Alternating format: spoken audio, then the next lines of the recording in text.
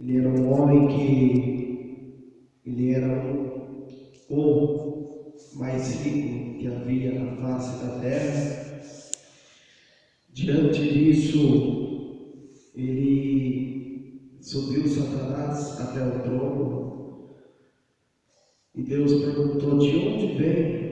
E ele respondeu: de onde há e vagais pela terra. O que tu viu lá embaixo?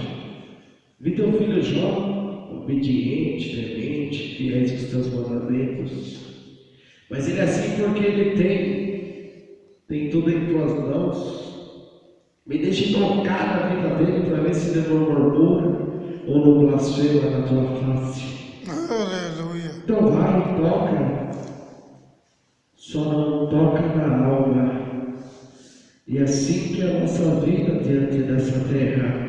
Muitas das vezes estamos passando por alguma coisa, mas tudo que acontece na nossa vida é permissão do nosso Deus. Glória a Porque Deus. diante de tudo que acontece conosco, lá em cima já foi decretado pelo nosso Criador, mesmo Glória a quando Deus. ele olha para a tua carne e já vê em você uma qualidade que não tem que se colocar à mesa, mas diante do nosso Deus, ele tem que pedir permissão para ele para tocar na tua vida.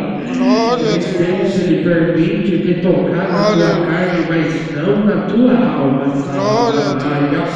E diante disso, aleluia, Jesus de Nazaré, aleluia, não foi ele, aleluia. Glória a Deus. Foi a primeira coisa que Satanás teve que fazer, para tentar roubar, tirar os filhos de José, de homem e 3 mulheres. Ele passou o vento do deserto, né? Matou todos os 3. Olha a função de um pai. Hoje em dia, aleluia, é difícil perder um filho. Imagine perder 10 de uma vez. Glória a Jesus.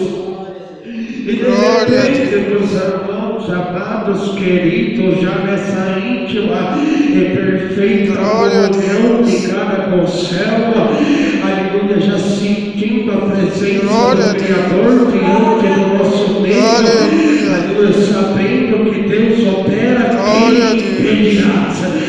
Aleluia, glória do Senhor, e diante disso, aleluia, glória a Deus.